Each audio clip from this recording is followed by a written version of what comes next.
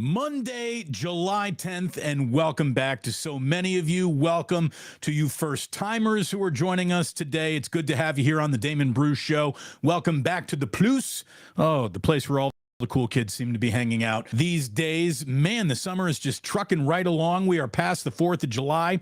We are past the first half of the Major League Baseball season, which means we got ourselves a home run derby tonight, an all-star game tomorrow, and we have some papers to grade. We have some first half papers to grade here, so we're going to hop right into it today. We're going to bounce around. We're going to do a little summer league. We're going to do a little Major League Baseball, and we're going to come on back around to the NFL and what the 49ers have given us to grade so far. So got a lot of fun for you here this Monday afternoon. It's good to have you back. It really is. Let's just start with what has to be the media interaction so far of Summer League. That is Chris Paul officially saying hello. And you know what? I'm going to give an A+ to Chris Paul. You coaching? You coaching? What was that, Kendra Andrews, who asked the question about coming off the bench? He's like, yeah, it's not like Steve Kerr comes right up and is like, hey, Chris, you ready to come off the bench tonight? You start conversations or a relationship with a future Hall of Famer. And Steve knows that. Steve obviously is going to approach it a bit more delicately than I think the first question Chris Paul was asked. Hi, welcome to the Golden State Warriors. Are you ready to go to the bench for the first time in your career? You future Hall of Famer. You've never come off the bench, not once since high school, but you're going there now. You cool with that? Well, welcome to your new life, Chris Paul. Look, and not only that, they gave him a Jordan Poole jersey. Sorry, number 3. Jordan Poole Warriors jersey. That's you got to earn that, CP3. Might as well CP Poole. As far as I'm concerned, that 3's Jordan's until you officially go out there and you earn it, Chris. Here's what I think is going to happen. I think Chris Paul is starting on opening night. I think that Chris Paul is going to be a starter for the Golden State Warriors, and then he will, in his starting role, play the role of the sixth man. In other words, that first break, that first time out, either he or Steph is going to the bench to sit there and wait and cool down and, this load management. First quarter, game 1 of the new year, load management is probably going to be underway. And I think that Chris Paul is going to be the NBA's premier starting bench player, if that makes any sense. I think they're going to give him his starts, but then give him sixth man minutes and use him according to sixth man philosophies, where he'll start the game, he'll come right out, and then he'll be with that finishing group when necessary. But he has to, for this to work, for Chris Paul to really fit the Golden State Warriors, he has to come off the, if not come off the bench, we got to come up with a different way to say it. He's got to be the captain of that second unit. I guess maybe that's the best way for Steve to actually land this on Chris Paul. You're the captain of the second unit more than you are a sixth man, more than you are a bench player, a role player. There's got to be a good way for Kerr to package it, and you know that Steve will come up with the right way for that to be done. So right off the rip, Chris Paul, A+, buddy. He's not having any of it. I want you to have a great lunch, not just today, but every day this week. Means you need to get yourself to Uncle Boy's for a delicious sandwich, absolutely delicious sandwich made by my friend Ike, right to the way you want it. I mean, forget about Burger King, have it your way. You can mix match, you can put on a whole bunch of things on Ike's. You think that sandwich needs, mozzarella sticks, that can happen. Ike's is delicious. There's something for everyone's taste, and if you haven't found out for yourself already, you need to go and make that happen. Nearly 100 locations throughout the West Coast. Get yourself to Ike's today. If you are in San Francisco and you are in the mood for a burger, go get yourself an Uncle Boy's. Uncle Boy Burger on the corner of Balboa and 4th. Fantastic burger right off the grill. See the grill marks, baby. You can taste how fresh it is. It's fantastic. Get yourself some onion rings. Get yourself some lumpia. This is good advice from Uncle Damon. And look at me today. I'm actually wearing the T-shirt that brought blackened whiskey. Not just into the show, but into my life. It plays a very big role on the show and in my life now. It is my go-to brand of whiskey. It really is.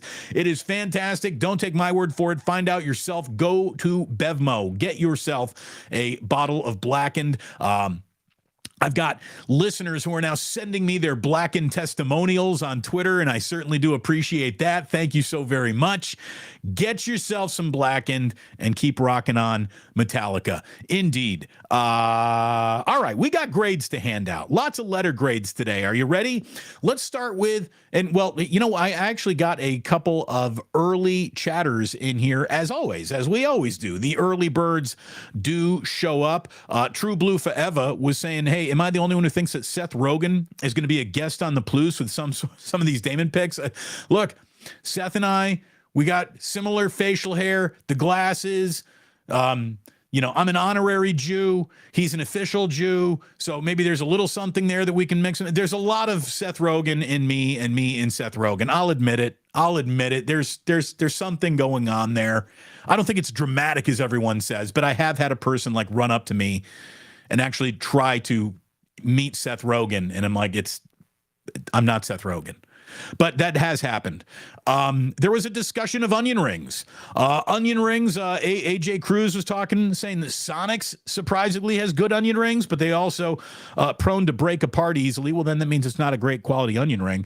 But AJ, I'll say this.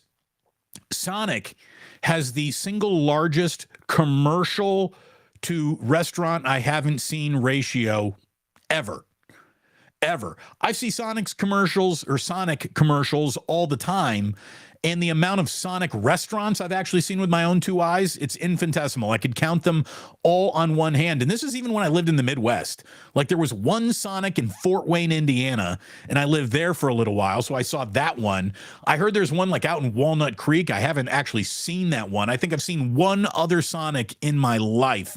But their commercials are everywhere. Again, their national commercial to seen the actual restaurant ratio is one of the more cockeyed ratios in my life. But I'm glad we brought that up and I was able to share that with you. Uncle Boys, their onion rings are puffy, fried lightly, crispy, not overdone. That's an A+ review there, AJ Cruz. Thank you very much.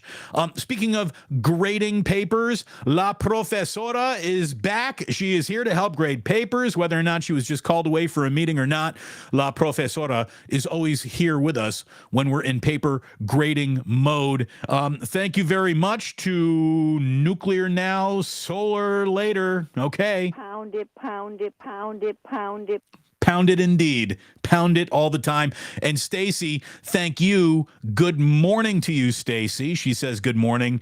And hit that like button. Help that algorithm out. Why the hell not? Thank you so much, Stacy. We will get back to what everyone has to say in the chat room.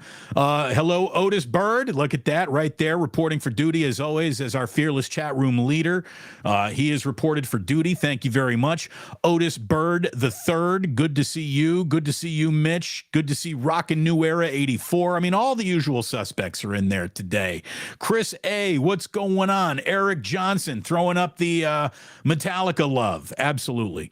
Can't go wrong with a little Metallica. Damon, can you give the NHL a D+? Sure, D+, NHL.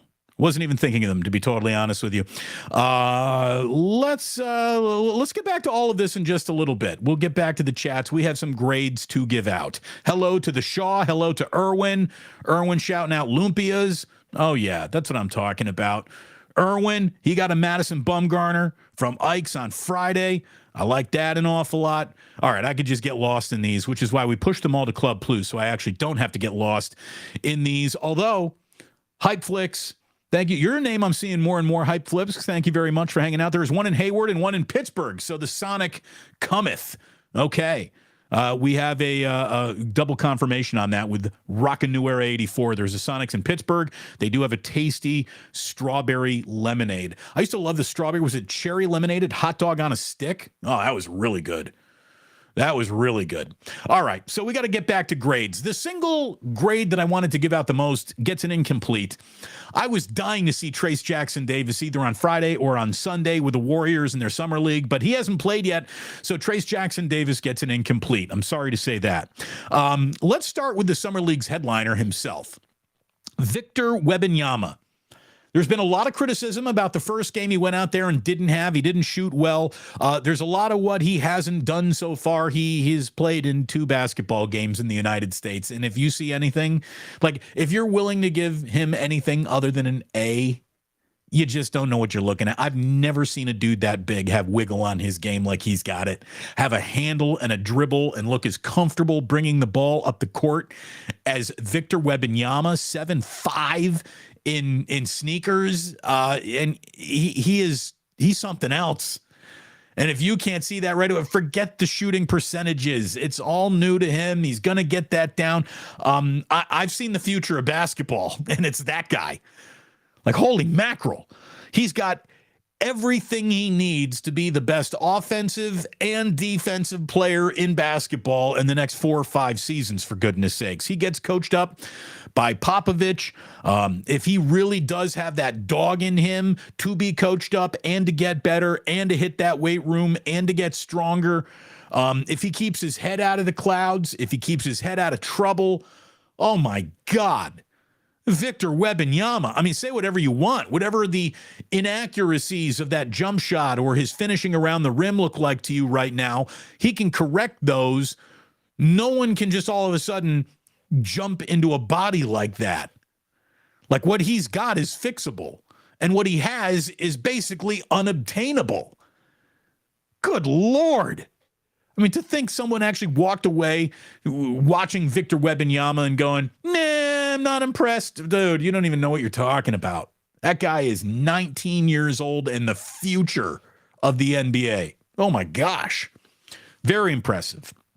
Very, very impressive. Hold on. I got one stray hair attached to my glass. There we go. Oh, hey, how everybody? Now I can see it. Man. All right, let's talk about what we saw from the Warriors. And there's really only 2 players to talk about on this summer league because Trace isn't playing yet. So we'll start with Brandon Pajemski, who, my letter grade, I'm going to give him a B-. I'm going to give him a B-, but that's only because he is billed to be much more of a shooter than he has shown so far. That guy has missed some open corner looks, some open above the break threes. You know, the shots that he's billed as he knocks those down. He hasn't done a lot of knocking down shots yet. But this is the friendliest and kindest B- that I can give because you know what I see? I see a guy with great court vision. He sees the pass before it's there to even make. I'm really impressed. What I also see is a legitimate rebounder. That guy hits the glass. He hits the offensive glass. I like Pajemski. I do. I like Pajemski. On Sunday, he had 10 points, 10 assists, and 9 rebounds. On Friday, he had 9 points, 11 rebounds, and 2 assists. There's a player in him. There's a player in Brandon Pajemski. A defensive stopper? No, I don't think so. And guys were absolutely looking at him. And look, I don't blame anyone for looking at him and thinking, free supper. You know, that's a guy that you attack. And he's been getting attacked in Summer League, but he's held his own for the most part. Offensively, that shot starts falling. That B- becomes a B+ really, really fast. And again, I'm going to let you know, I'm a choosy grader here. I'm not just handing out smooth, happy grades for everyone. That is a well-earned B-, but there's no doubt in my mind the Golden State Warriors have found themselves a little bit of a player in Brandon Pajemski. I've been impressed. Lester Quinones, I'm going to give him a B+. That guy's going to be deserving of NBA minutes this season, and he's going to get them as the Warriors' preferred two-way player. I see him filling that role again. Look, he's quick as hell. He's aggressive. He's not afraid, and he can shoot it. He can shoot it. Lester, I like what I see out of you, man. I really do. Again, not much of a defender. He's not completely opposed to defending, but, you know, it's a summer league. We're not really out there judging guys for anything other than their offensive production for the most part. I'm impressed by him. I really am. I like him. I want to talk about one other Warrior, Guy Santos, and I'm going to give him a B.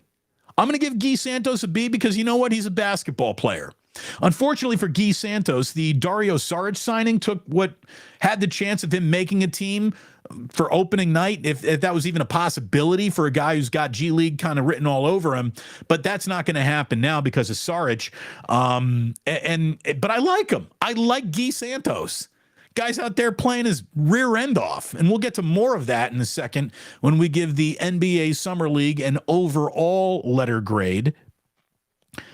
I want to break down Dario Saric into letter grades because it's an A+ of a signing. The Warriors needed him. They had to have him. They needed to get a player who's experienced at that price, and they got the player that is experienced at that price. As a player, Saric is a C+. You know, he fits the Warriors' needs. He fits their bill, but he's also available and inexpensive for a reason. Now, maybe the Warriors will have him, really blossom as a system guy. Maybe the game he's got will really blossom in their system, and he will be an incredibly pleasant surprise that is going to be so welcomed into Steve Kerr's lineup. Trace Jackson Davis just got even whatever responsibility the rookie was going to be given in that front court. There's less responsibility to be given to the rookie because of Dario Saric, which is good for everyone, I think, involved. I like that signing. I think a lot of Warriors fans wanted that to happen. It did happen. They were worried it might not happen. Good signing for the Golden State Warriors. A+ of a signing for a C+ player. You understand what I'm saying? Are we all caught up and following along? Great. Hit that like button if you like it. The Vegas Summer League itself. I guess I'm just going to go ahead and give it a grade of a solid A. I like the Summer League. I'm watching more Summer League basketball than ever before. Say it's because I'm home with my kids watching them, whatever. I'm sure there's reasons for this. But I'm watching more Summer League basketball than ever before, and Trace Jackson Davis hasn't even played yet, and he's going to be what makes me watch the most. But here's what I like about Summer League. What it lacks in high-caliber basketball, it more than makes up for in intensity and desire. These guys are out there playing like they're conference tournament games. They really are. The super high effort, which since everyone's trying to make an NBA roster, the super high effort should be there anyway. I don't know why I guess it's a statement on the state of modern basketball that when you see guys playing as hard as humanly possible, that it stands out to you. Like if the NBA's regular season played as hard as rookies in Summer League, ratings would go up. Ratings would absolutely go up because you can just see these dudes out there playing hard, playing real hard. And another reason why I like the Summer League is because I've talked to a lot of people who have actually been inside the Thomas and Mack Center and inside the Cox Pavilion watching these games.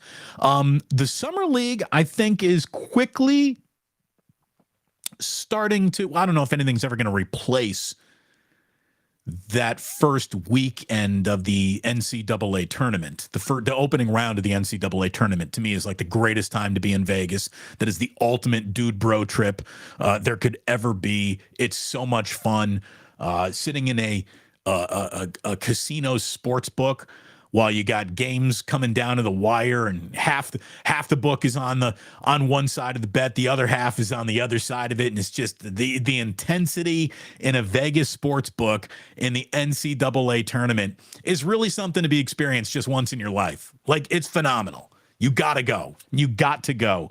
But Summer League, I've talked to guys who've gone out there with their dad. By the way, remember my old producer, Albie? Albie is out there with his dad and his grandpa watching Summer League. So it's a great generational boys trip for a family right there. They're having a great time. I got buddies of mine who have gone to Summer League. They're having a great time. People are really loving their summer league experiences, so I'm going to give it an A. I'm going to give it an A because look, we've even seen Britney Spears try to get involved in this, right? I mean, people want a part of the summer league like never before. You got Victor Wembanyama, who is, I think, right in just 2 games has proven himself to be a future NBA difference maker. Jalen Hood-Schifino, he's got Lakers fans all excited. That's funny to watch because, again, I didn't see anybody stumping for Jalen Hood-Schifino when he was a Hoosier, but now that he's a Laker, oh my God, his name is like trending. Scoot Henderson, before he hurt his shoulder, that guy's out there trying to ball so hard. Brandon Miller is finding out the burden of the spotlight can be a tough place to stand for an NBA rookie. The attention that he's been getting, mostly negative, hasn't really done him any favors in summer league. He has not shot the ball well at all. We're counting consecutive misses from threes for the poor kid. What he needs, I'll tell you what Brandon Miller needs. Brandon Miller needs to go to Charlotte, get out of the spotlight, and just work on basketball. Just work on acclimating yourself to the NBA without the bright lights and cameras on you. Brandon Miller is going to be fine, I think, in this league. He's got a ton of attributes. He just didn't come out and play well and comport himself well early here in the summer league. He's going to get back to Charlotte. The Hornets are just going to disappear into their anonymity. I've never been able to say that word. And that's where he'll really start to work on the player that he's going to become.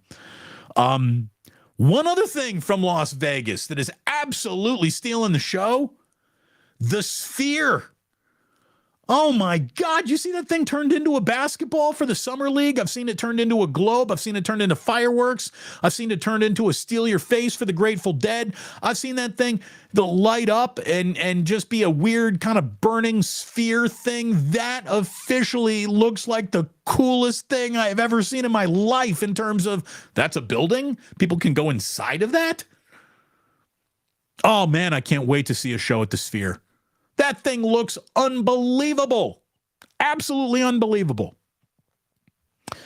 So there you go. There's your report card for the NBA Summer League so far. Looks pretty damn good. Looks pretty damn good. I want to get to I should have gone this year.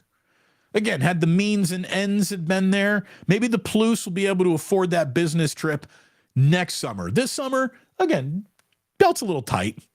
Tightening up that belt a little bit. We'll get there. We'll get there, and we'll get there together, baby. I know it. By the way, hit that like button, hit that subscribe button.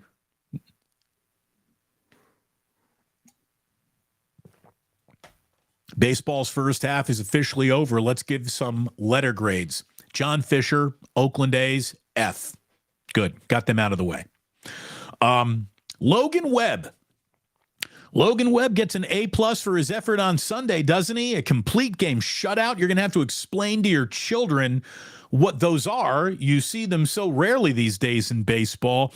Logan Webb overall, though, look, it's a B- first half for Logan Webb. He is trending up after a terrible start to the season. Logan was just a little bit of a victim of his own designs of just not being in that strike zone early. He is absolutely, though, starting to turn into the player that the Giants hoped he would be, that real ace of a staff. I like Logan Webb, and he just pitched maybe his best game of the year. Granted, it was against the Colorado Rockies.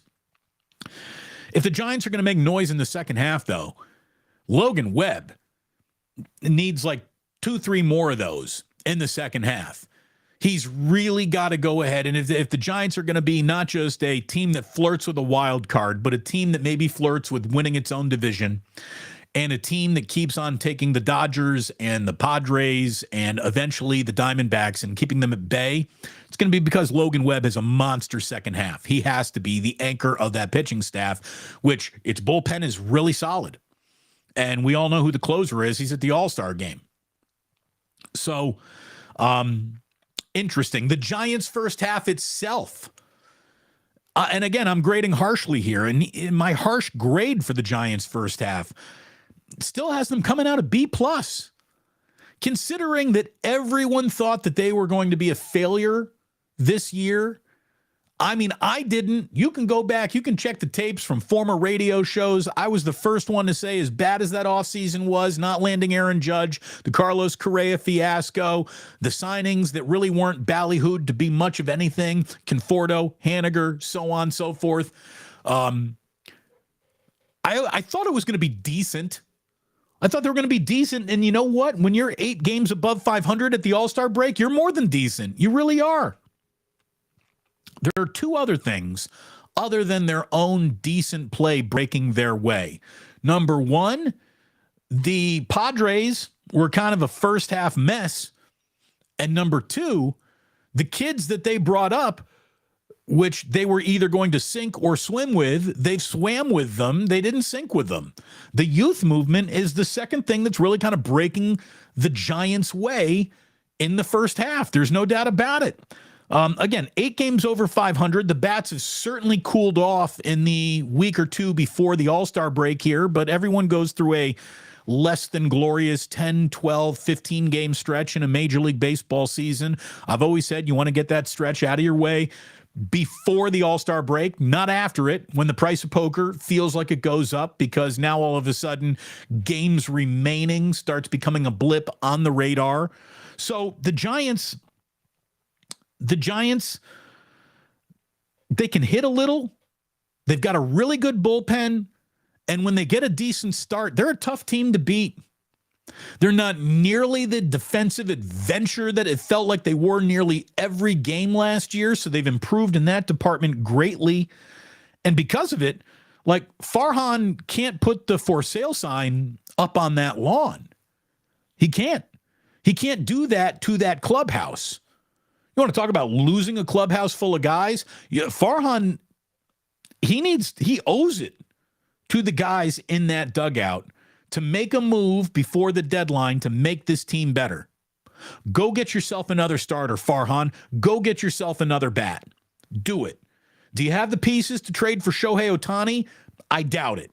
But if you do, oh my God, you need to go ahead and you need to do that as quickly as humanly possible. I don't think that that's going to happen. So you go and get somebody else. You get a Stroman, get a Giolito. Go raid the city of Chicago for a pitcher. And then you can find that bat somewhere. I know it. I know you can find it, Farhan. Do it. You owe it to the team to do that. The Giants youth movement. Look, we got to give that a letter grade too. And I think it's fair to say that's a B+. Now, it's a B+ because guys are starting to cool off. But let's be honest, Patrick Bailey could be an all-star catcher by next season. He really could be. This kid is legit. I like Matos. I like Casey Schmidt. I like Keaton Wynn. I like Tristan Beck. There are interesting guys to create a foundation of a new generation of Giants to build upon. You've seen batting averages decline. You've seen home run numbers not nearly pop the way you might have hoped. RBI numbers have been down across the board for everyone, not just the new guys lately. But, man, there's something a little bit there with all of those young men, and there is a more interesting San Francisco Giants team than anyone could have or would have expected, except yours truly. Kind of told you this was going to happen. Camilo Duvall, let's be honest, he gets an A+. He's the most dependable player in a Giants uniform. 26 saves is tied for the major league lead right now. He's filthy. He's got a 1.05 whip. I mean, that's pretty damn good. That guy's fantastic. He's fantastic. Giants are playing 8-inning baseball games because of Camilo Duvall. You get it to him in the 9th and you go home with a win. It's pretty much all you could possibly ask for. All you could possibly ask for.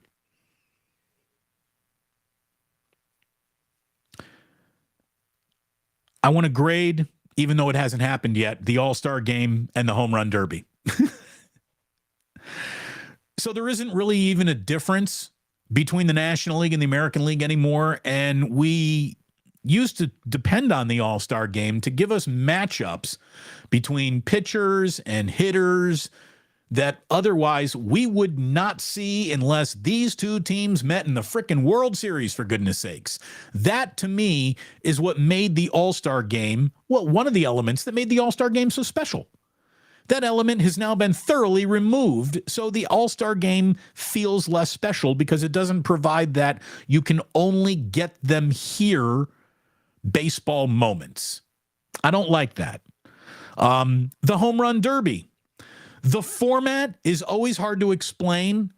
I don't like the matchup bracketing. To me, if you just, first round, four biggest totals of home runs should move on. Doesn't matter if, you eliminate this guy or that guy eliminates that guy.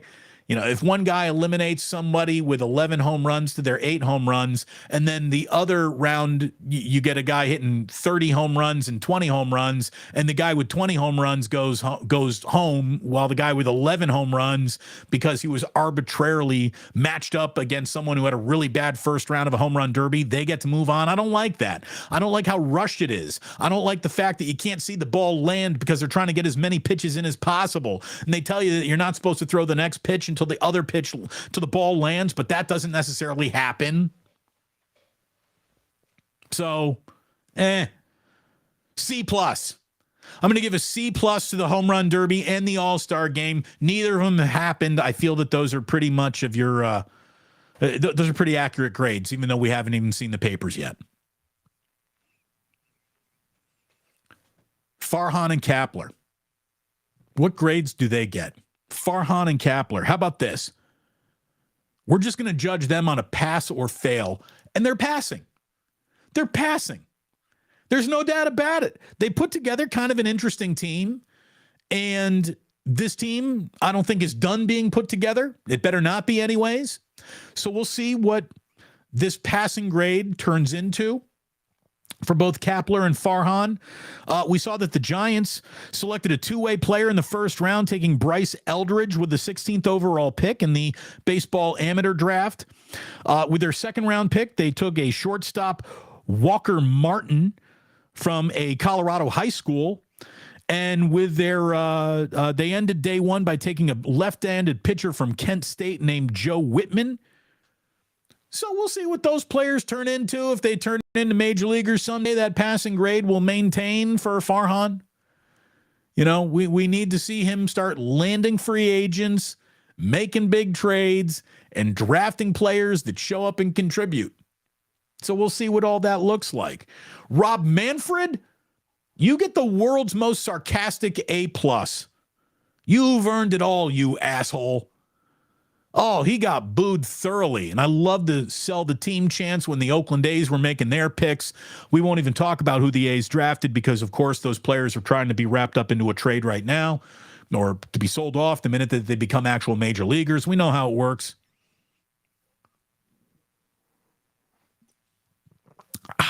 Not quite sip of the day, but I can feel it coming. God, Rob Manfred is just terrible. And you can see how uncomfortable he was up there. And I did like that. I did like that an awful lot. Our final baseball grade goes to the rest of the National League West. And this is why I couldn't give the Giants anything better than a B+, even though they're, by any measure of people's expectations, are kind of overachieving in the first half. I still have to give them a B+ because the rest of the National League West gets a D+. The Dodgers haven't scared the hell out of the entire baseball world, which means they have come back down to earth quite a bit. You got the Padres, who are coming off of a good homestand here to wrap up the first half, but one good homestand does not a good first half make. The Padres have to be, along with the New York Mets, the two most disappointing teams in baseball. Based on who they are, what they're spending, and what they were billed to be, they've been bad. They had chemistry issues that Bob Melvin has not been able to fix. So the Diamondbacks are definitely a good story, but they've got a lot to prove in the second half. Let's see what they do at the deadline. They'll either keep coming on or they'll start to fade here in the second half. I'm not afraid of the Diamondbacks yet. You shouldn't be either. They're good. Let's see if they're going to try to be great here at the deadline. And the Rockies, let's face it, they're a disgrace. This poor grade for the division, it really is all on the Padres, though. Because as much as the Dodgers have been a disappointment, they're tied for first place, right? So, again, you're a disappointment and tied for first place. That's very hand in hand, I guess, with the Dodgers. But man, dude, the Padres, you were supposed to be so much better than you are. So we'll see how much maneuverability they have in the second half with as much money as they've already spent on a team that hasn't done a lot. So we'll see what the Padres got in for us. We move now. Are you ready? To the 49ers.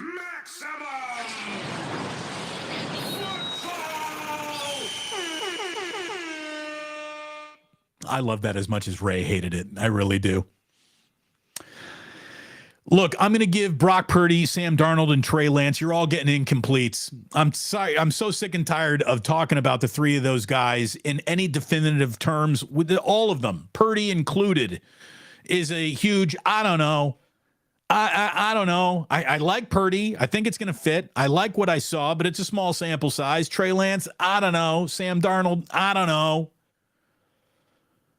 But what I do know is I've been watching, some 49ers content creators trying to drum up, their own views and talk about the 49ers. And this isn't a shot at a single 49er content creator.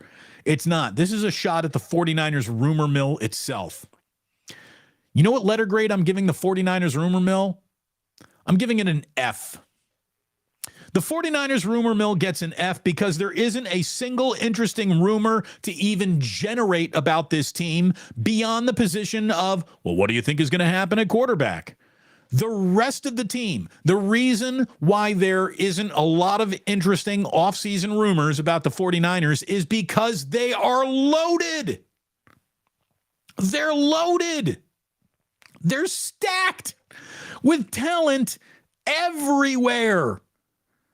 The 49ers are fantastic on paper. How are you going to complain about a team that's fantastic on paper? I think they're going to be really good on the field as well. This team is stacked, and because of that, it's officially time to go win a Super Bowl. Rumor this, rumor that. There's nothing left to talk about. You got a team that if Kyle Shanahan is right about what he does and thinks of his quarterback position, no matter who that guy is, they can win a Super Bowl as they're currently constructed with more talent maybe at every position than any other team can offer because every other team has to sink so much money into its quarterback. Quarterback is not a position where the 49ers have sunk a lot of money, which means the entire team is loaded. They have 2 seasons of this economic model remaining for them. 2 seasons, this one and the next one, and they got to win a Super Bowl either this year or next year, or it's going to be back to the drawing board. You got to rethink the whole thing, retinker the entire team for another run at a Super Bowl. But here it is. The reason why the 49ers rumor mill gets an F is because there is no rumor. There's only truth. It's time to win a Super Bowl right now. You're built to do it. You're loaded to do it. Go do it. That's it. There's nothing left to talk about with this team. Nothing. There's nothing left to talk about. You got a great team. You got a great coach. You got great fans. You're ready to roar. Go roar. That's what's left to do. There's nothing. Well, do you have any questions about this team? No, I got no questions other than did they win the Super Bowl? That's it. That's all that's left to do for this group. They got 2 years to do it.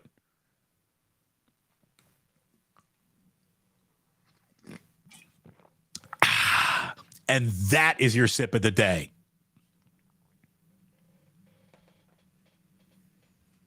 God. It was just, there's nothing left to talk about. So let's grade a few other things that are out there in the headlines today. Let's grade Thread. Have you seen this? The growth of Thread with 100 million subscribers over its first week definitely is an A+, but as a threat to Twitter, Thread is a C-.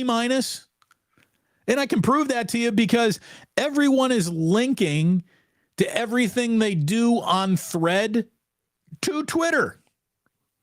Again, when Thread is the place where you go to either look for ideas or deposit your own ideas and you're not going back to Twitter, then Twitter is in trouble. As long as you're using both, Thread hasn't taken over a thing. They haven't. It's interesting, but to me, it's redundant. Like Thread is basically, it's like having a MacBook, an iPad, and an Apple Watch. So instead of getting your information in one place, you now get it in 3 places. You get it the exact same way, basically, but in 3 different places. The Thread, to me, looks like, smells like, and is Twitter for an awful lot of it, I guess. But people are still doing anything they do on Thread on Twitter as well, which means Twitter, I know that the PR is bad, and there's a lot of people who are rooting for its demise. Twitter seems to be a little bit like radio, where everything that has come along to kill radio never quite extinguishes the flame completely. So there you go. Thread growth A+. Threatening Twitter C-. I want to talk a little bit about the state of sports journalism. That gets an F right now. Not only is the industry being gutted, not only are broadcasters being just eviscerated across the board, radio, TV, network, cable, everything, big companies, little companies, medium companies. There's a lot of throats being slashed right now. The New York Times says it's going to disband its own sports department. The Athletic is going to be the source that the New York Times uses to funnel sports information around and through. But let's face it, the Athletic just went through its own round of layoffs, which means the New York Times leaning into the Athletic to be their source of sports journalism isn't nearly as good this month as it was probably 8 months ago.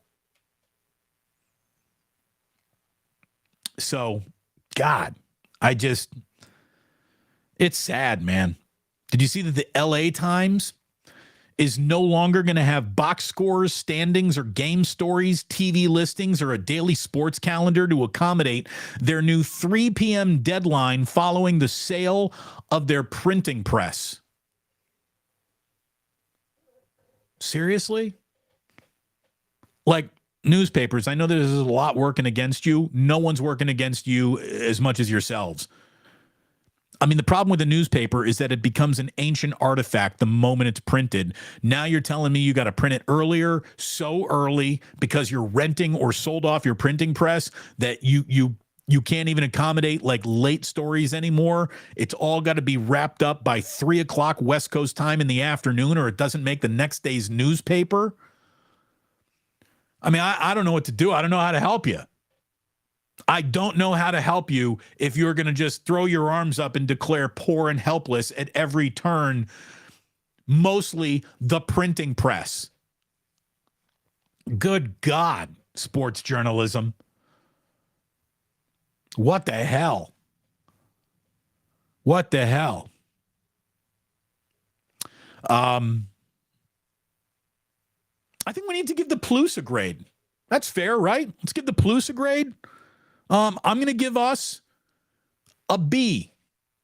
I'm going to be a harsh grader of the Poole. There's a lot we need to get better. There's an awful long way that we've come in a short amount of time, but I still see things to improve upon everywhere I look. I would like to think, I'd like to hope that maybe a lot of you would be kinder graders on me, but I'm going to be tough on me. I'm going to be tough on Jillian. I'm going to show you that these high standards that I have are not just given to others and not applied to ourselves. I'm applying to us as well. I can do a better job. We can do a better job. You Ploosers, you can do a better job. Hit that like button. Smash it. We're not at 100% likes. Come on. That's on you. But look, we're off to a great start. We're off to a great start, but we're not breaking off our arms, patting ourselves on the back quite yet. There's a lot we can get better at, and we will. We absolutely will.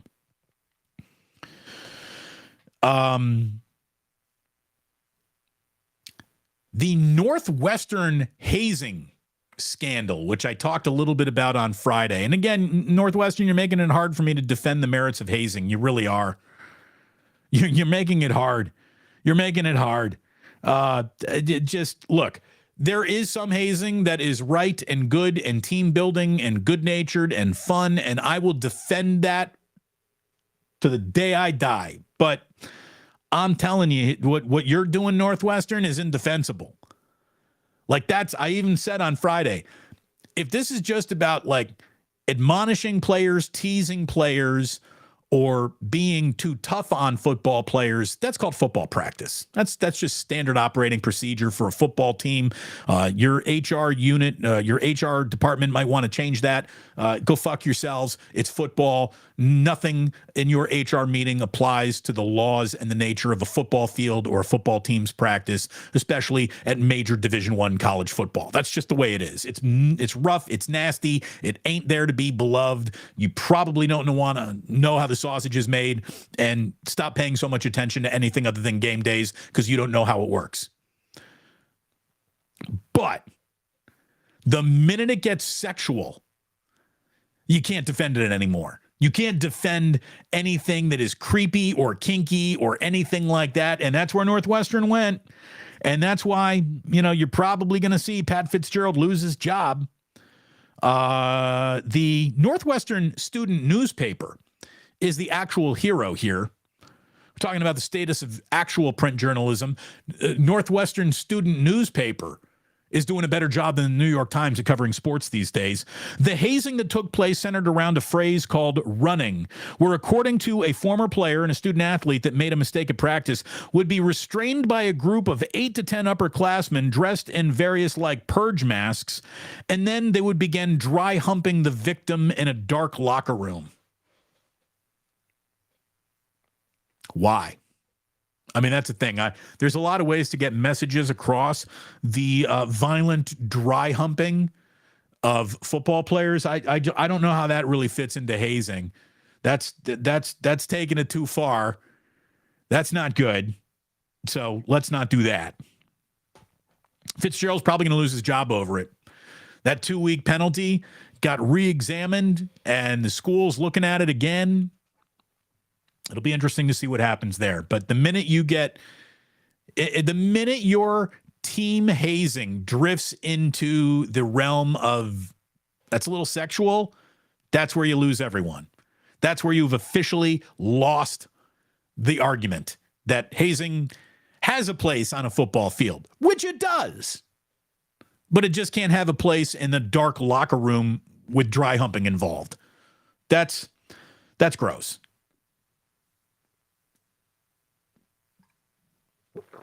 Again, I was a young guy in a football team. I got hazed, never dry humped, not once.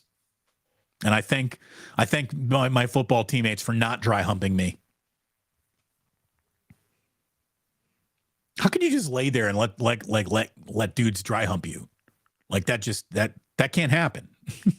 Like, you got to come up from that pile swinging on everything. Even if you're going to get your ass beat, you got to go out on your shield there, right? Like, you just got to come up just swinging. At least that's the way I would handle it. And that's the way I'd tell my sons to handle it. Son, sometimes violence is the answer.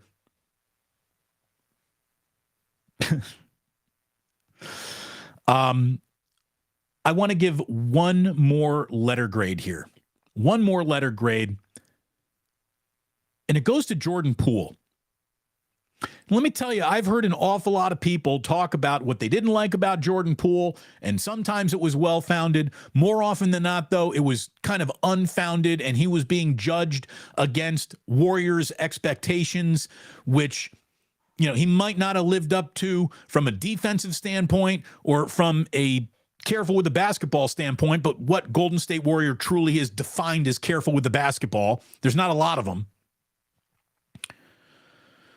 As a 24-year-old, he put some serious points up in a league that it ain't easy to do that in. If getting 20 a night in the NBA was easy to do, more than 22 players would have done it, I believe, last season. Jordan Poole, being a baby in this league, was getting you 20 and 5 a night. But it didn't work out. It didn't work out because I think that Steve Kerr, first and foremost, lost faith in him. The team lost faith in him, the Draymond, the punch thing. And everyone thought that as soon as Jordan Poole gets to Washington, man, the tea is going to spill all over what really happened. Well, Jordan Poole, I salute you, dude. You're more of a man than a lot of people wanted to give you credit for. You really are. This guy's no stool pigeon. Jordan Poole is no rat. Not a peep.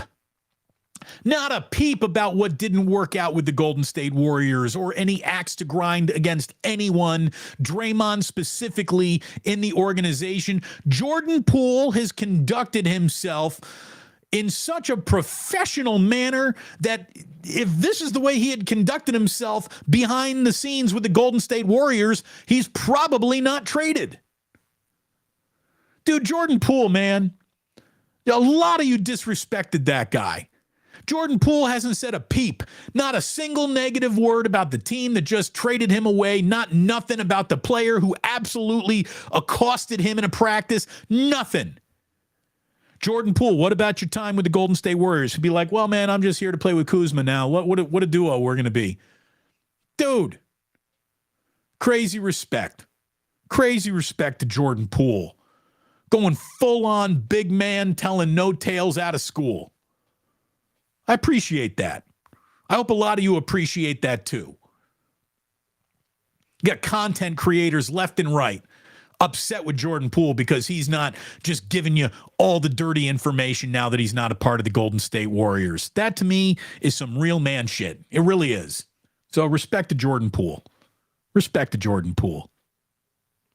Respect to all of you for joining me here on a Monday. I appreciate you stopping on by, and I'm going to tell you right now, don't you go anywhere if you're watching on YouTube because we're about to get to Club Plus. Oh, by the way, you know what? I forgot to turn on the other lights today. The other lights. Like I got more lighting here that I didn't even turn on, but we're well lit for whatever reason today.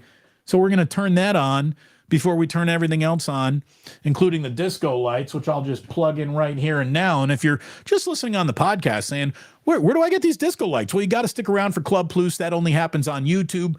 Thank you for tuning into the podcast today. We'll be back on Tuesday and every day this week. YouTube is where you're going to find the videos, the content, the disco lights, and all that good stuff. So we hope to see you there as well. In the meantime, remember that sports don't build character, they reveal it. And like that, he's gone. Yeah.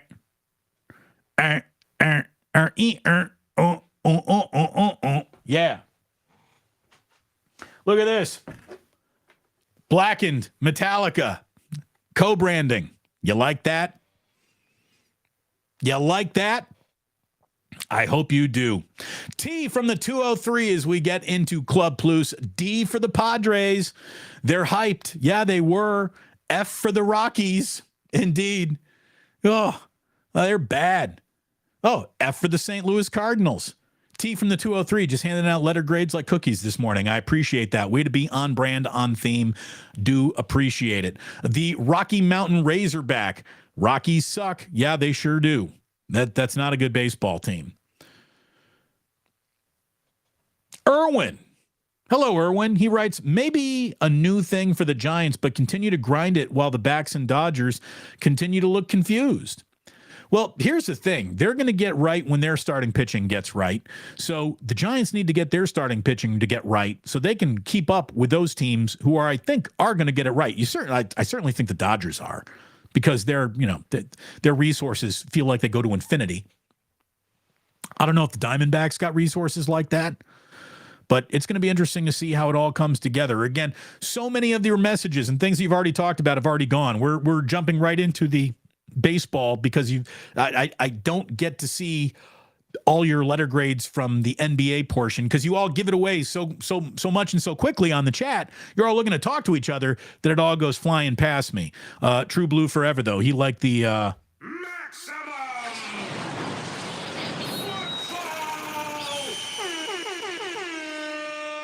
Thank you. There's a little maximum football for you. Only 9 more Sundays. Is that it? Is that all we have until we're actually sipping on some football on a Sunday morning? I like that. I like that. Baron Red, that is my favorite soundbite. Thank you very much. I appreciate that. Glad you like it.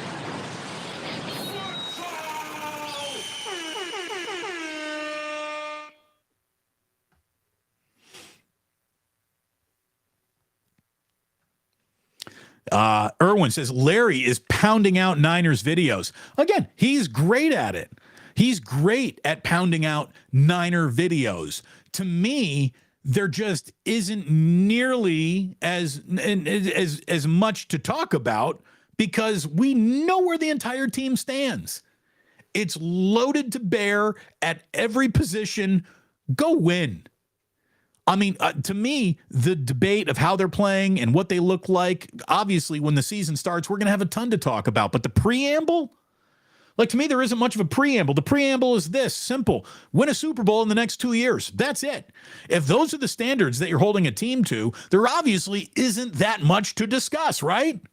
I mean, I'm not trying to undercut my own success here on YouTube. I wish I could just make shit up and tell you how really interesting all these position battles are going to be. No, it's pretty much an established team through in and throughout, and we know who's going to start at every position, and there isn't really a lot of worry about a single starter at really any, am I going to do segment after segment about Colton McKivitz? No. I don't think that there's nearly the drama attached to this 49ers team as some people are trying to sell it to you. The drama is this: go win a Super Bowl. You do that, that would be dramatic. Again, O-line, yeah, one or two positions on the O-line, you get those ironed out and things should go great. I mean, the Niners, I got them penciled in for 11 or 12 wins. That means you're about to have a really good season because you're a really good football team. How north of 11 or 12 wins can you go? What kind of gravy are you looking at when it's gravy time? Are you hosting 2 home playoff games, not just one? These are the goals. We'll see if they can obtain them. No matter how many questions we ask before the year even begins, it's not going to affect what they go out and do once the year begins. The only thing we really need, the only data points I need from the 49ers are game day data points. I know who they are. I know how they're built. They're really good. They're built really well. If their quarterback comes out and has an effective season, I don't care what his name is, they're going to be tough to beat every single Sunday. Every Sunday, they're going to be tough to beat.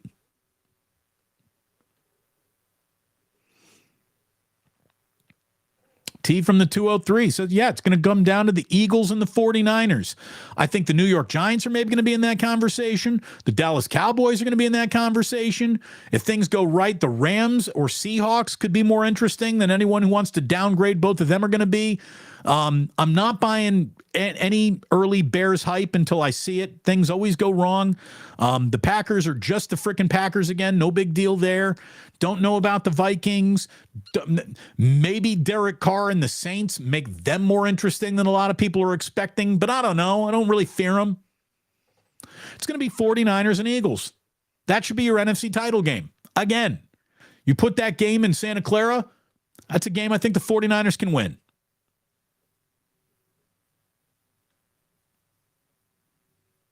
They're loaded. They are loaded. RIP Cougar Rebel said there's too much uncertainty at the quarterback position. I mean, yeah, you could look at it that way. Or you could say you got 3 guys who probably could all maybe hopefully go in there and do the job, which means that there isn't a lot of drop-off between anyone should you have to go from one guy to the next guy to the next guy. Now, maybe Trey Lance doesn't fit that. Maybe it's too early to say that Sam Darnold will fit that. But I like Brock Purdy, and as long as that elbow heals, I think Brock Purdy can go and get this team to 12 wins. Just execute the offense, read the field, make the right decision, put the ball in front of the guy who's going to catch it and run with it. Boom. You're winning football games. You're winning football games. You're going to win a lot of football games. RELAX. True Blue forever. What do we got here from Irwin? The window's open, baby. Window is open. I still blame Shanahan for being so damn conservative against Kansas City in 2019. Look, we didn't like the way the half ended. Didn't like the way Jimmy missed. Again, Jimmy hits one more pass. You're not saying that at all.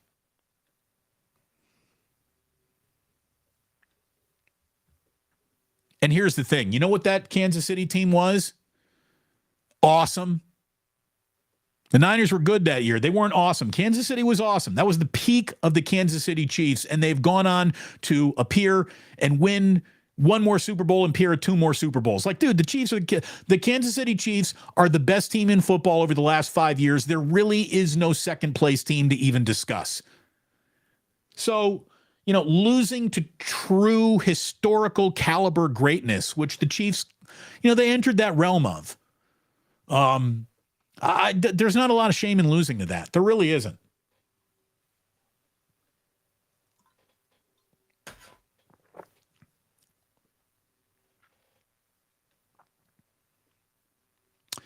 All right.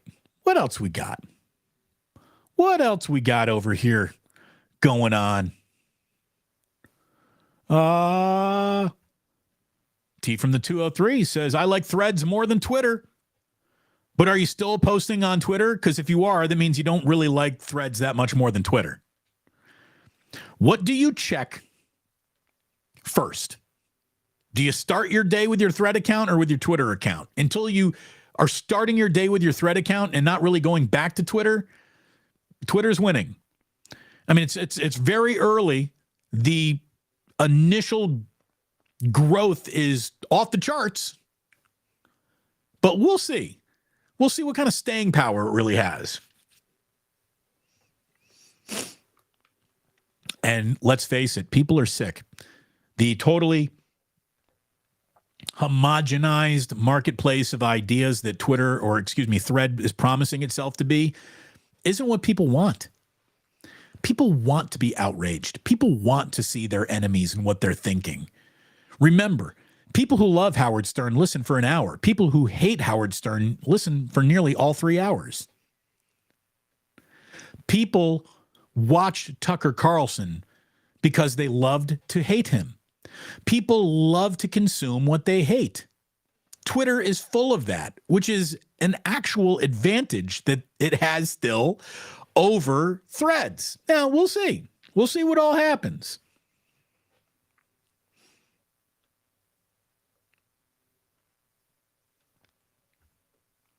Ike is weighing in, saying those are fake results on Thread. If it weren't for the link to Instagram, we've already might have busted out. Yeah, that's the thing. It's so easy to sign up for, and the truth is I've never been much of an Instagram guy, so I'm well behind the 8 ball in terms of reach on Threads. That's why I'm still pretty much a Twitter guy. I'll put a few things on Threads. I put a picture of Hector Villanueva up on Threads.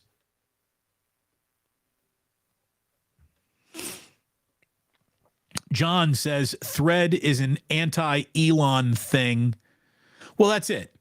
I know it's an anti-Elon thing. How much of it is it going to turn into, this is my preferred place to go for social media information thing? Because what are you at the, so now you're done hating Elon Musk. Now what? Right? We'll see.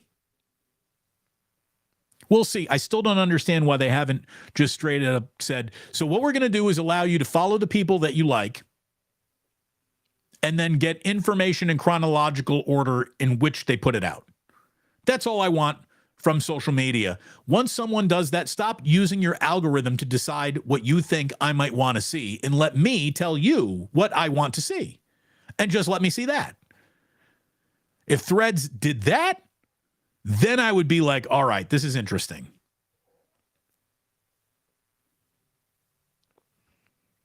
Hypeflix is saying, Twitter is no filter. I be seeing some of the craziest stuff on video. Yeah, I'll say, since Elon took over, I don't know necessarily, because I avoid all of the angry aspects of Twitter. I really try to avoid and not go there for any political anything. I stay off of that. I scroll past it quickly. I don't get consumed by it. since Elon has taken over, to me, the biggest difference between Twitter and pre-Elon Twitter is I'm now getting like a C- OnlyFans model asking me if I want to see her goodies. And the answer is no. And I got a lot of Cheech and Chong trying to sell me gummies. And I've got an awful lot of Blue Chew and Hims boner ads coming at me since Elon took over. That's really difference pre-Elon, post-Elon to me, because I think I've done a really good job filtering as much of my Twitter thread as I want. C- OnlyFan models, Cheech and Chong, gummies, and boner pills are up. But that's about it.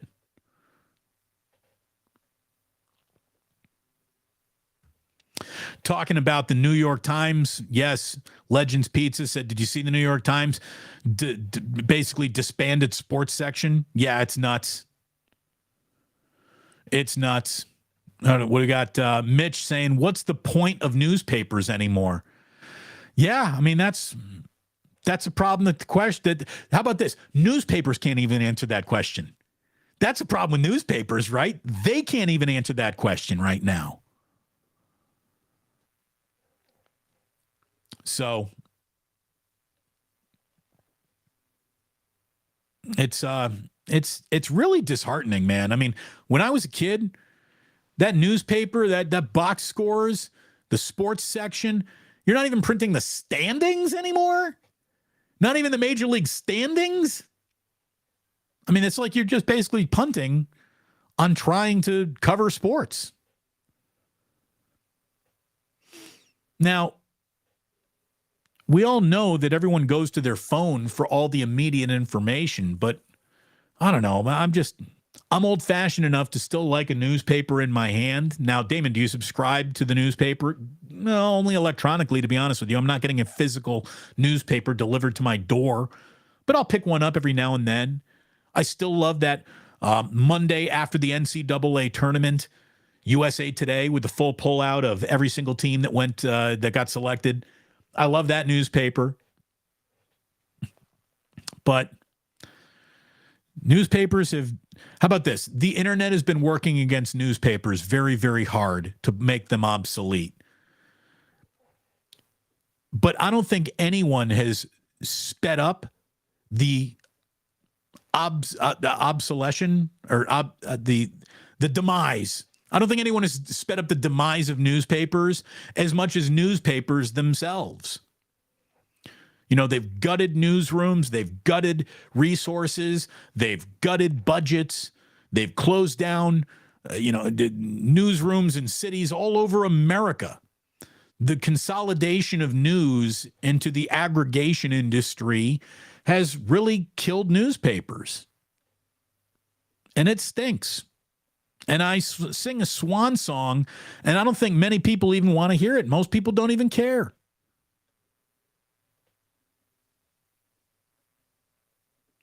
It's too bad.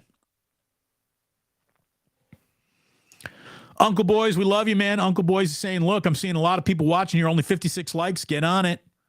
Let's get on it. Go ahead and make sure that you share, by the way, your love of the Ploos to the people who you love and encourage and ask them to come on over and check this out. They might like what they see. Again, in a world that wants some bombast and just constant debating and screaming, this is sort of the opposite of that. So maybe while the world's zigging, we're zagging, and that's why it's going to work. Or maybe, maybe it won't work because I refuse to be some just screamer and constant, clutching my pearls at everything that happens.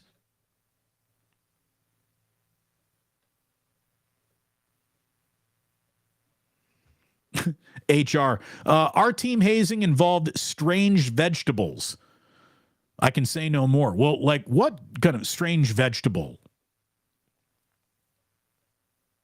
What's a strange vegetable? Or maybe what you were doing with the vegetables was strange and the vegetable itself was totally normal.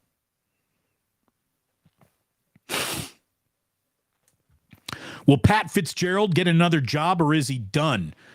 Here's the thing. He's won enough to means he's going to go ahead and be fine. I mean, here's the thing. He can play the I didn't know what was going on, which is always a lie that is an easily playable card for any head coach. But they'll tell you, I had no idea what was going on, and a little time heals all wounds, and someone will be desperate to have a good coach, and he is that, and he'll get hired. Sure. He hasn't even been fired yet. He might not get fired. Who knows?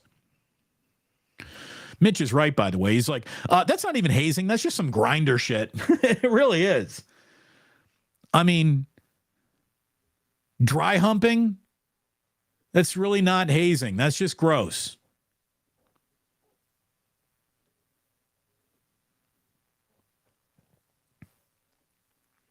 And that's the thing. Dry humping, couldn't that be considered sexual assault? Yeah, it could be. That's why it becomes indefensible. Again, I'll defend hazing. I'll defend you duct taping a freshman to the field goal post. I'll defend that till I'm blue in the face. A little cocky freshman who shows up and needs to be taught that they ain't shit on this field yet. Little humility to keep you in your place. I'll defend that. But once you start dry humping dudes, you can't defend that. Like, I was all in it. They're like, oh, and the seniors put on purge masks. Okay. And then what'd they do? Well, they dry humped a guy in a dark locker room. I don't like that. You know, like hazing is an Oklahoma drill. Not really. Not in my mind anyways. I'm still pro Oklahoma drills, as savage as they are. I went through enough of them. I think they made me a better football player. I like Oklahoma drills. Oh, but they're dangerous. Yeah, okay. Well, so is football. The entire sport of football is dangerous. But you could have neck injuries, and you could have, on any play of a football practice or any drill, you could have a neck injury. That's part and parcel of the game. It ain't safe. It ain't ever going to be. It's never going to be. Trying to remove danger from football is like trying to remove gravity from skydiving. It just ain't going to happen.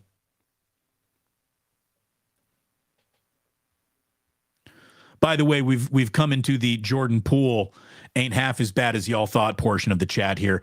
Poole earned my respect with that interview. Otis Bird saying, I'm going to miss that guy for sure. You can tell, says Legends Pizza. He didn't want to go, but he's handled the entire thing like a pro. He really has. Michael saying straight up, got to give street cred for being truly gangsta. I mean, he kept his mouth shut. Jordan Poole could be more famous today than he's ever been just by mother-you-know-whatting Draymond Green till he's blue in the face. He's not done it, not for an inch. I respect that guy. You know, if his problem was immaturity, he sure seems to have matured an awful lot in getting traded to the Washington Wizards.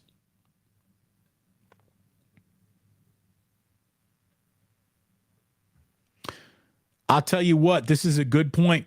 Michael says, JP operated in silence. I think if that video had not gotten out, he would have kept it in-house. I think he would have kept it in-house, and I'm wondering if he wouldn't still be on the team, to be honest with you. I know that there was a financial aspect to that trade that shouldn't be just overlooked.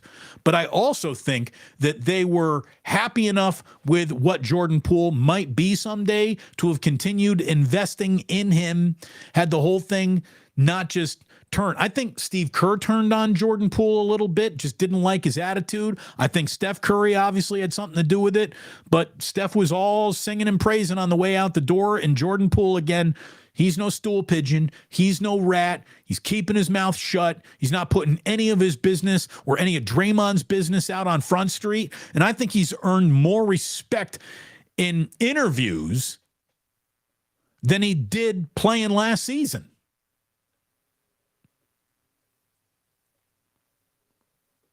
I respect the guy.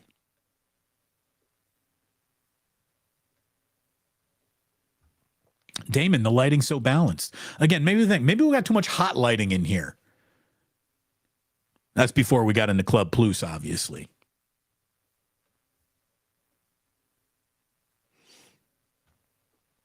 What do we got here? Kevin Kleinsasser says, college hoops, Indiana versus Kansas, December 16th. Do you want to place a small bet? Can't wait for the season to start. It's too early to start betting college basketball, but get back to me, Kevin. We can arrange something a little bit later. Go Hoosiers. Again, HR says, bad start to the TJD NBA career. I don't like players missing summer league. Neither do I. I guarantee you if he were in Bloomington, he'd be playing through this. The Warriors baby their players. Or look, you just got to be careful with a hamstring. Like exercise. Here's what we know is if you're on the team for sure, you're not playing much summer league. So there's no urgency because the kid's on the team for sure. They've given him the contract already. He's not a two-way player. They expect NBA minutes out of him, so they're approaching this thing with caution. I'd like to see him out there too. Unavailability is nothing to be proud of. I want to see him out there. I got Trace Jackson Davis blue balls in terms of just wanting to see him out on the court for sure. But it's not a harbinger of anything to come. Trace Jackson Davis didn't miss time at Indiana. And I'm guaranteeing you, they asked more of players in Bloomington to go out there and play through pain than they do with the Golden State Warriors. Which is maybe a problem with the Warriors. Suck it up, Buttercup. Get out there. Andy Finn, our first Jingle Jangle of the week. Thank you very much, Andy, coming in with a twin. I appreciate that. I appreciate that indeed. How about this? Damon, you should get Ray on and just have him. Maximum football!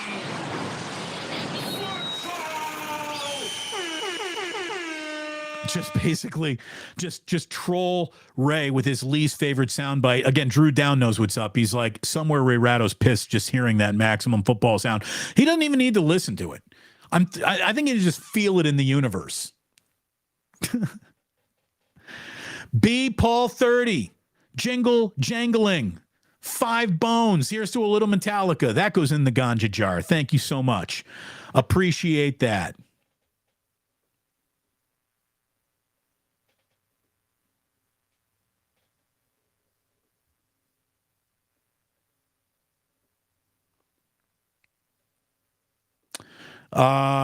Postman in Capitola. Damon, you are right about the Sonic. There's one in Gilroy, right off 101 if you're ever heading south, and I love their crushed ice. But yeah, the Sonic to the national commercial you see to actual restaurants you see ratio is just way off. Get yourself some Black and Metallica whiskey, everybody. But yeah, it's odd. You'd think that they'd be everywhere with the amount of commercials that you see.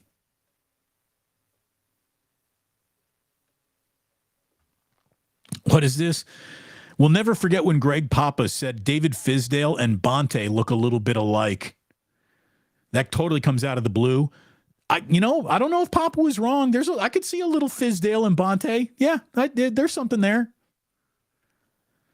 There's something there. You know what I don't get, though, is all these Dario Saric is ugly jokes. He's not ugly. He's not ugly. He's just got kind of like the pirate thing going on. Maybe has tied a woman to a trail road track, sort of Snidely Whiplash sort of villain look. But he's not ugly. I don't know why everyone's saying Dario Saric is so ugly. I don't think he's ugly. He looks European. I'm just going to leave it at that.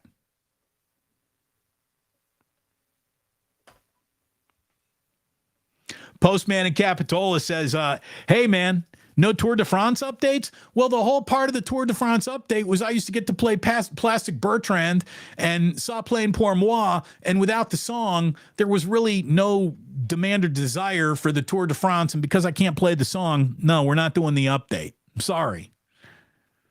I like the song more than I like the Tour de France. Let's be totally honest. Well, we'll dip in a little bit. Let you know who actually won the thing, which is more than most people do.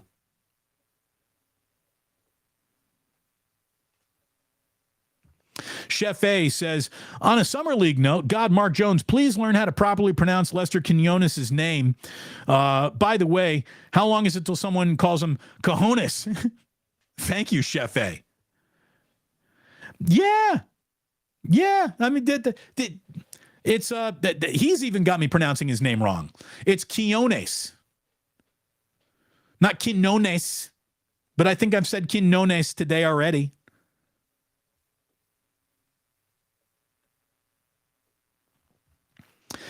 Damon, I was watching YouTube videos of your boy, Trace Jackson Davis. I'll admit I'm hyped to see him get on the court. Yeah, I want to see him on the court. I really do. Baba Booey. Thank you very much. Baba Booey, Stacy. I appreciate that. Let's see. Thread is a week old, Damon. I know. It's new. It's all new. We'll see what happens.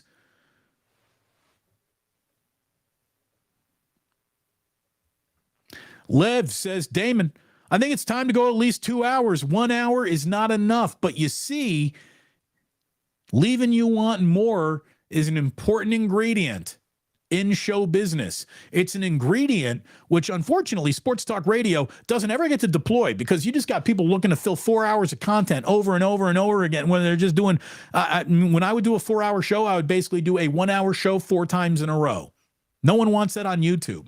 I'm not just going to stretch you guys through to keep you watching, to keep that algorithm going and viewers and listeners up. I'm not going to do that. I'm not going to pander to wasting your time.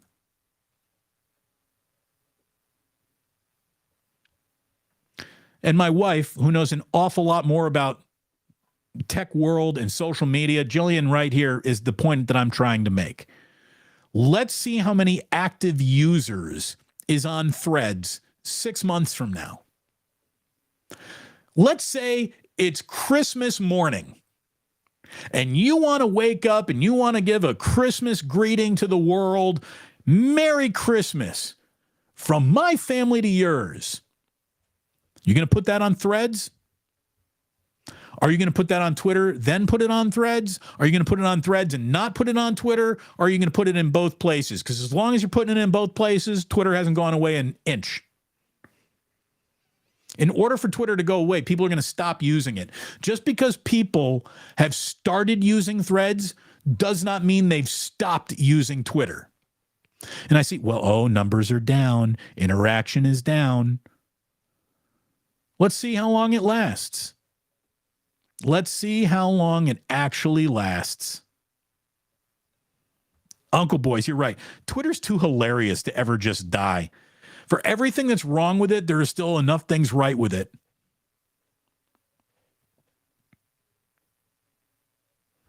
You know what I'm talking about, by the way, with the Cheech and Chong. Dude, there's Cheech and Chong. You'd think they would have just invented gummies. I mean, it's nuts. And the Blue Chew? The Blue Chew? Dude, that's ridiculous. Dude, guys, here's the thing. If you want to have a boner problem, a little advice from Uncle Damon here. If you'd like a boner problem, get your boner dependent on Blue Chew, Viagra, or Cialis. If you need to take a pill to get to put the lead in your pencil, you're eventually going to wean yourself off of natural boners.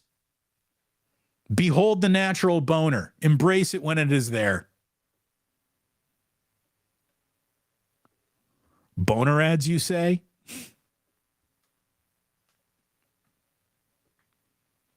Blue Chew, so guru. I remember, dude, Blue Chew. He went ahead and he took that Blue Chew cash when it was available. I don't blame him. Needs to supplement the income on 95.7 The Game. Lord knows they're not going to do it. We must have the same algorithm, Damon. Again, hymns, Blue Chew, terrible, just unimpressive, naked women asking me if I want to be friends. The answer is no. I don't want to be friends. I'm a married guy. I don't need unimpressive naked women on my timeline. And yeah, the gummies. I just like you'd see Cheech and Chong, and they're like, in 20 minutes, you could be like this. And it's just Cheech standing next to a woman in a white dress. Neither look particularly that stoned. I don't get that ad campaign. I'll give Blue Chew all the credit in the world. That hot brunette with the big tatas, she shakes them underneath her t-shirt while she's like tearing the Hims thing apart. I've watched those t-shirt booby dance more than once, but that, like to me, just if you watch the boobies dance under the t-shirt, why do you need the Blue Chew?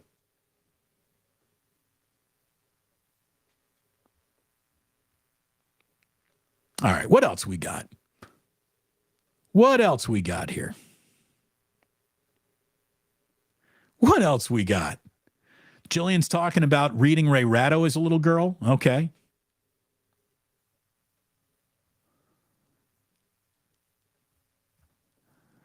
Is she saying that she actually didn't meet Ray until he was doing the show with me? I hope Ray was nice to you. He was. Right. Here's the thing. He's not stupid. So he's always nice to the kids and the wife.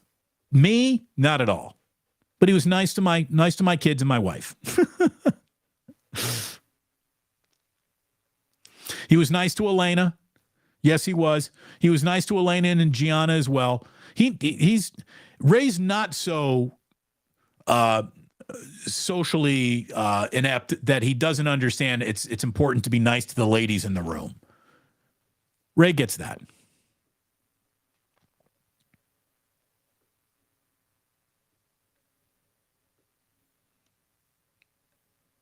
Must Be Trouble says, there was a senior who was in my PE class as a freshman in high school who used to chase kids around, corner them in a gym on a rainy day, and then dry hump them.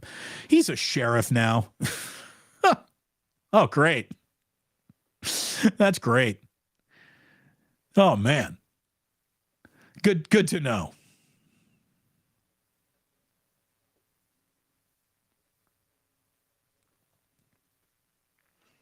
All right, boys and girls, we're coming to the end of the chat over here.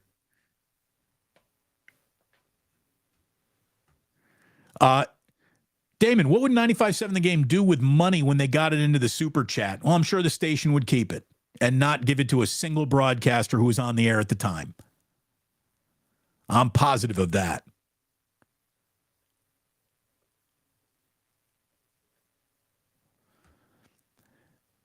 Damon, I'm going to send you a light up Uncle Boy sign so you can double fist the Blacken sign with it and just have it in the background. Dude, get it over here. If you've got a portable, usable, holdable Uncle Boy sign, we'll light that bad boy up and put it behind us, Uncle Boys. No doubt about that.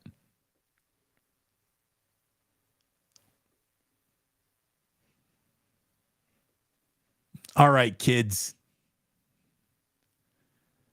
That's it. You want to know why? Another thing why Threads is in a little bit of trouble here is because, like, if you're tweeting, you can say, so what are you going to tweet? What are you going to tweet? What if you're threading? What do you call it? I'm threading.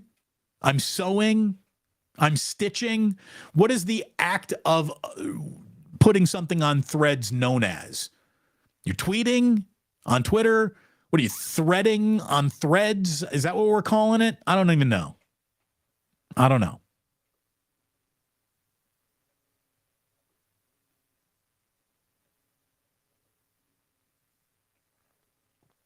And again, my wife is already making thread puns. Look at that. Damon's going to needle me about my bad pun. Oh, God.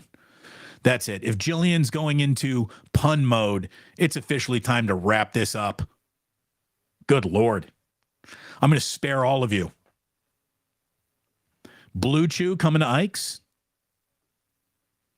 Thank you. Blue Chew coming to Ike's. Imagine that. Eat a sandwich, get a boner. Dong Father sauce? No. See, no, we've already gone too far, haven't we? We've already gone a little too far. But that's okay. That's okay. We're allowed to go too far here. It's what we do. Damon, don't look now. You're getting closer to my 2-hour request. I am. Well, I'm just having fun talking to you. Again, the little community that we've built up, the amount of... Here's the thing. Half of you in person, I wouldn't be able to recognize you because I've either seen you like just once or twice, or not at all. I recognize so many Twitter handles. I recognize so many avatars. It's fantastic. It's fantastic. The regulars that we have back in here, you are the lifeblood of all of this. I thank you so very, very much for your loyalty and your love. It means a lot to me and Jillian. Oh boy. Ike. Dong Father sauce coming soon. And on that note, oh, Jillian, look at this. Hold on. Jillian said, seems like y'all want more thread puns. Oh, boy. So on that note, Dong Father Sauce and Jillian working in more puns. All I can tell you. Oh, AJ Crew, here we go. Last thing here. This is the best part of my day. I get to listen to a variety of sports and kick in with like-minded folks who love sports and tomfoolery. That's what we're trying to do, AJ. That's what we're trying to do. I'm glad you dig it. Thank you very much for tuning in, and please do remember that you do not have to go home. No, you don't. But you can't stay here. Take care. Dong Father Sauce to everyone.